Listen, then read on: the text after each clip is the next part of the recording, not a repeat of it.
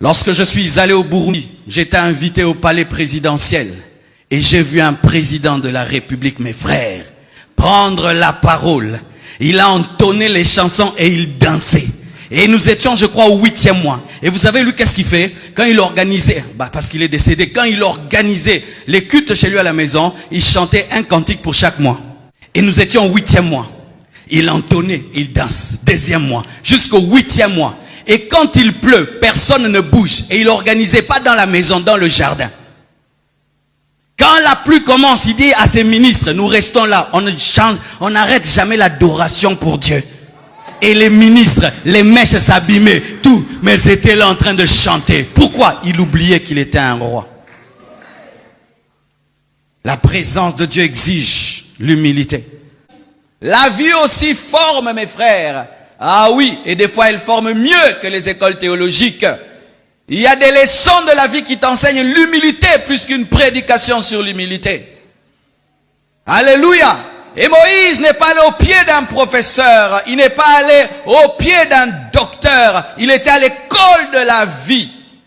Il devait paître les brebis de Jéthro. Lui qui était un prince devait prendre soin des animaux. Lui qui s'habillait de manière royale a commencé à s'habiller comme un berger. Et pire, il ne prenait pas soin de ses propres brebis. Il prenait soin des brebis de son beau-père. Mais Dieu lui confie des petites choses avant de lui confier des grandes choses. Ne murmurez jamais lorsque Dieu vous confie des petites choses, car celui qui échoue dans les petites choses échouera dans les grandes choses. Et aucun de nous ne peut confier à un autre homme des choses de valeur sans l'avoir testé au préalable dans des petites choses. Et Dieu l'amène chez Jéthro. Dieu l'amène derrière le brebis de Jéthro. Et voilà Moïse qui parle à Dieu. Et nous voyons qu'il a compris la leçon. Il dit, qui suis-je? Moïse a dit, qui suis-je? La présence de Dieu exige l'humilité. Ne viens jamais dans l'orgueil dans la présence de Dieu. Je vois des orgueilleux qui vont à l'église et qui sont même à l'église. Tu vois sa manière d'être. C'est un orgueilleux, mais il est venu à l'église. L'orgueil nous vient de beaucoup de choses. L'orgueil peut venir même de tes vêtements. Certains, ils sont orgueilleux parce qu'ils sont seulement bien habillés. Rien que ça. Du coton, du coton, du coton, du coton. Orgueilleux parce qu'il a garé une belle voiture dehors qu'on ne voit même pas. Oui, tu es orgueilleux d'une voiture que personne ne voit. Orgueilleux de son compte en banque que personne ne connaît. Orgueilleux de sa beauté qui va faner. Orgueilleux. Orgueilleux de sa belle maison d'où il vient que personne ne connaît. Orgueilleux de son niveau intellectuel alors que tu ne connais pas tout. Nous sommes orgueilleux. Orgueilleux de sa famille alors que tu n'es même pas dans la famille de Rockefeller. Orgueilleux. Nous sommes orgueilleux d'avoir l'onction alors que tu n'as jamais ressuscité un mort. Orgueilleux, orgueilleux de quoi? Tu es orgueilleux ce matin de quoi? Prends ta main, mets-la, frotte, frottons, frottez. Frottez, frottez mes frères. Santé, tu sens mauvais, tu sens mauvais. C'est dire que tu es un cadavre, c'est dire que tu es de la poussière. Tu es un homme, tu es un homme.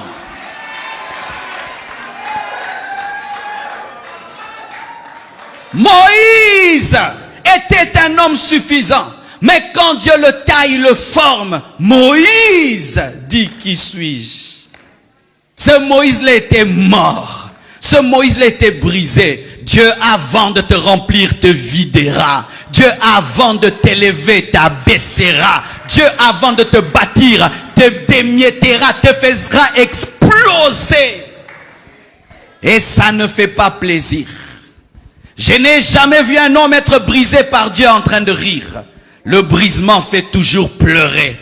Pleure, mais persévère. Pleure, mais continue. Pleure, mais n'abandonne pas. Pleure, reste en place. comme, mes frères et sœurs, un vase qui est sur les mains d'un potier. Il s'abandonne jusqu'à recevoir toute la forme. Et même si on utilise des métaux qui font mal, il reste sur le tour jusqu'à voir la forme qui a été préétablie. Ne fuis jamais l'école de Dieu. En fuyant l'école de Dieu, tu es en train de fuir ta destinée. Ne fuis jamais l'école de Dieu. Reste derrière les brebis de ton beau-père. Même si tu vas sentir l'odeur des brebis, demain tu vas sentir l'odeur du prophète. Donne-moi l'amen. Et le brisement dans la présence de Dieu se révèle par la manière de parler à Dieu. Les personnes brisées sont sincères dans la présence de Dieu. Elles disent à Dieu tout.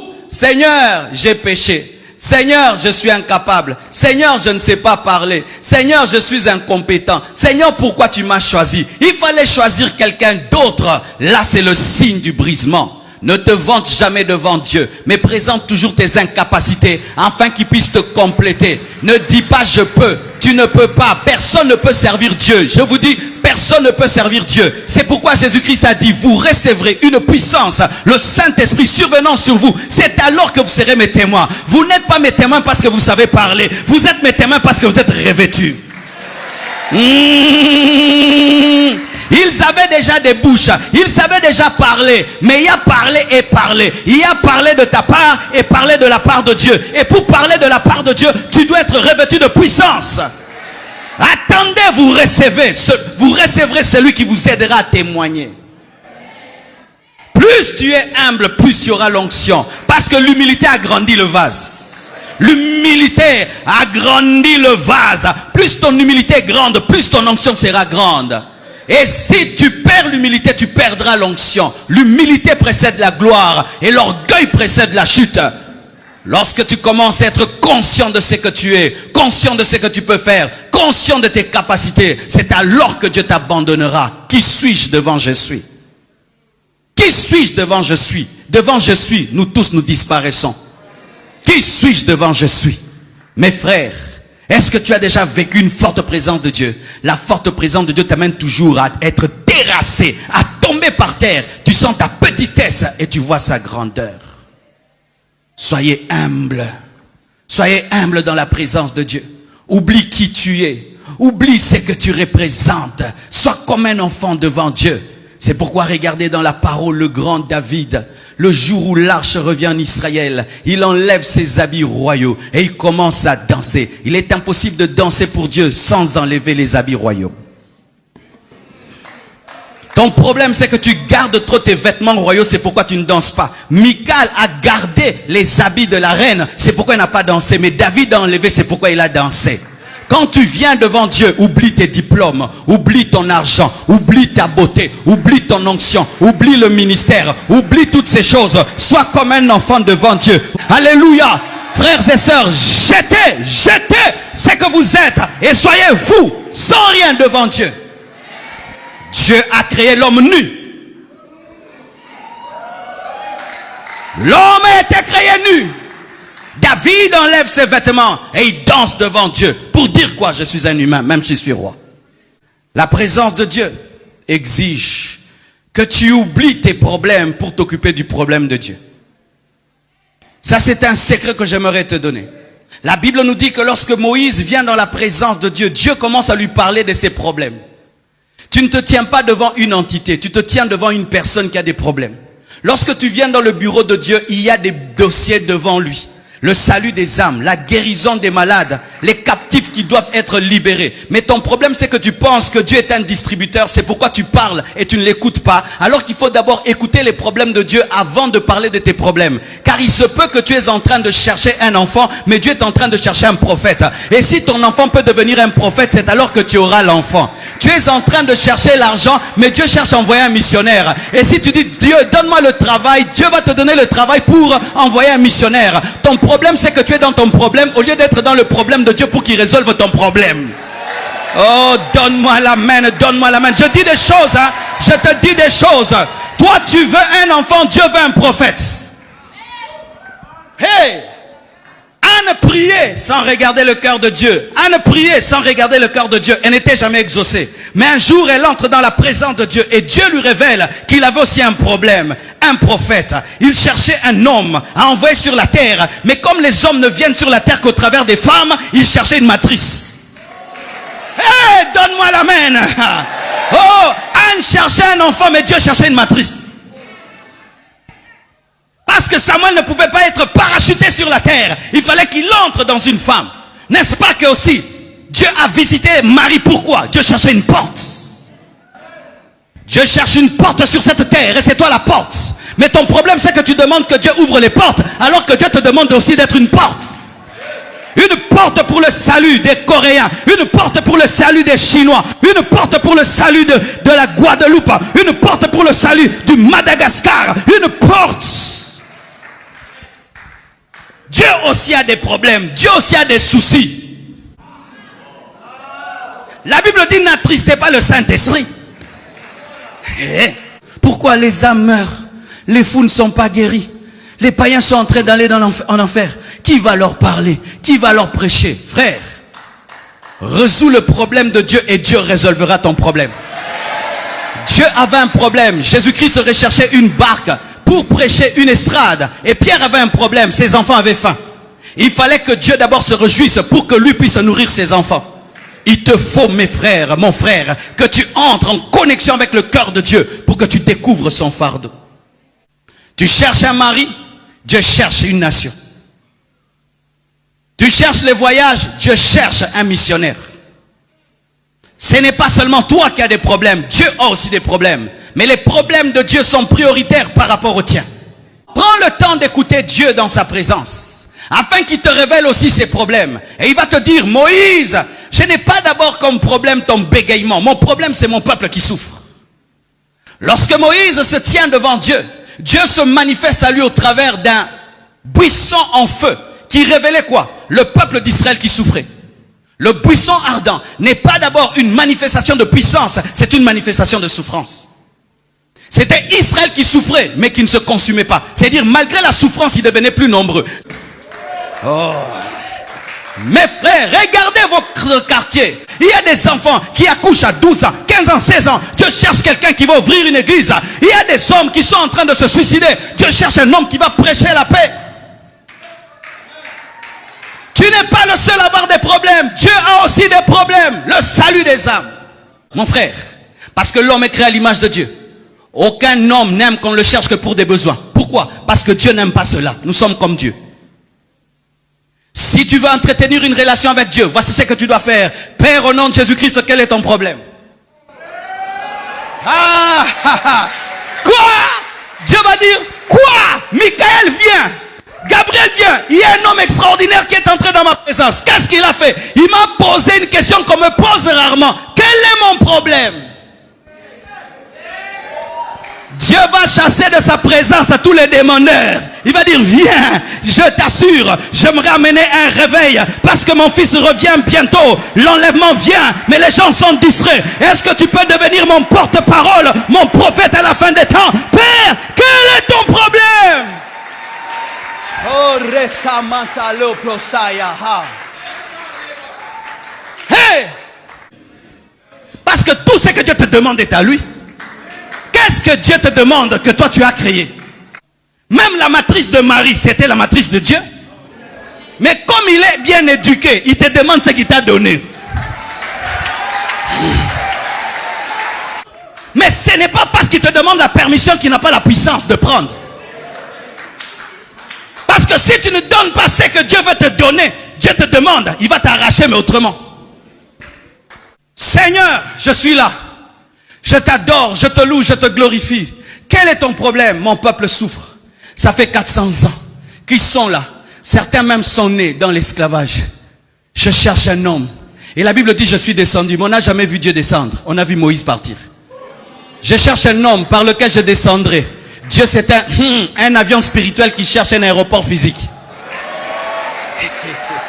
Et l'aéroport physique, c'est toi, c'est toi. Dieu, quand il veut descendre, il cherche l'aéroport. Je suis descendu. Où est Dieu? Nous voyons Moïse qui va en Égypte. Dieu Dieu s'est caché en Moïse. Dieu veut se cacher en toi afin de libérer, de sauver, de délivrer. Dieu veut se cacher en toi. Dieu veut se cacher en toi.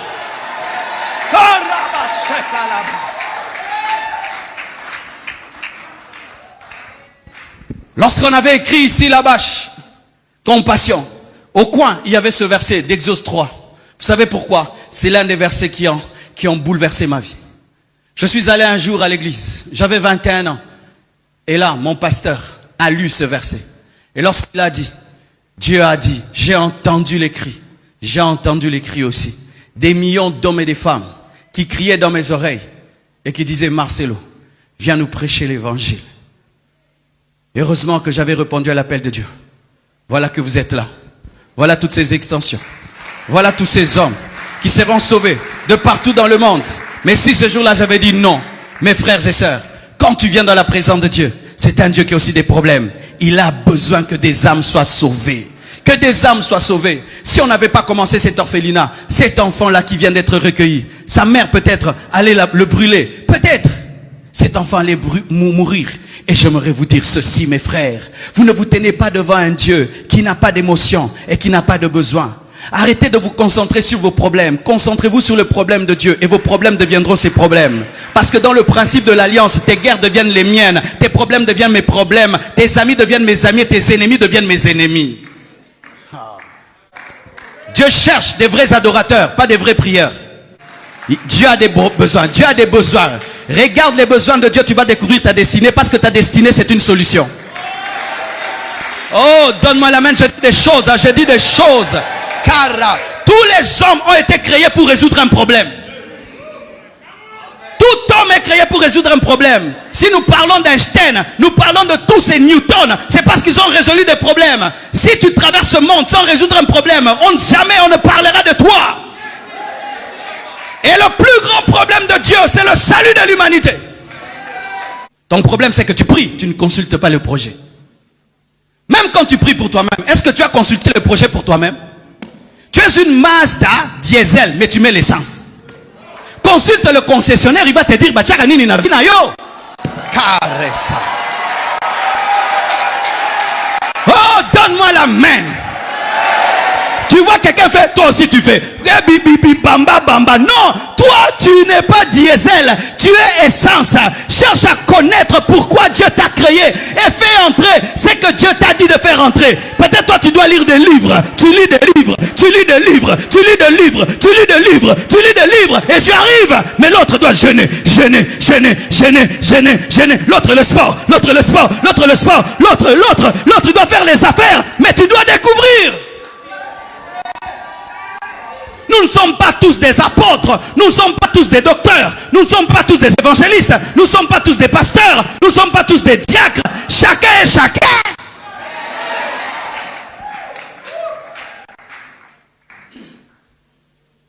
Si tu viens chez moi, j'ai créé mon Kingakati.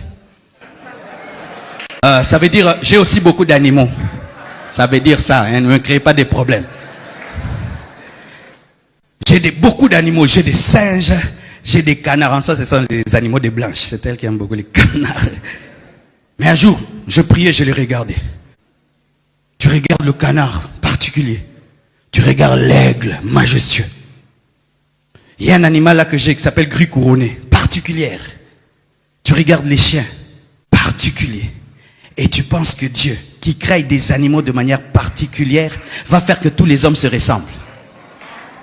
Tu sais pourquoi tu ne réussis pas? Parce que quand tu te tiens devant Dieu, tu dis Seigneur, donne-moi ce que tu as donné à l'autre. Mais lui c'est un canard, toi tu es un aigle.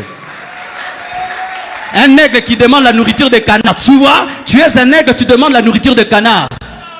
Les canards, nous les mettons ensemble, l'aigle est seul. Parce que sa dimension réclame la solitude. Si tu mets quelqu'un d'autre, il va tuer, c'est pour qu'elle est seule. Et toi tu te plains de ta solitude alors que tu es un aigle. Et toi tu envies les gens qui sont libres alors que toi tu es un aigle. Parce que Dieu doit te mettre dans des principes. Parce que s'il ne met pas des principes, tu vas détruire ta vie. Mais toi tu aimerais être comme les autres alors que toi tu es un aigle. Oh, je n'ai pas d'amis, je n'ai pas d'amis. Toi tu es un aigle. Tu es un aigle. Tu n'es pas un canard. Tu es un aigle. Tu as déjà vu l'aigle se plaindre de la solitude, se plaindre des auteurs. Il se plaint pas. Pourquoi? Il sait qu'il est fait pour être seul.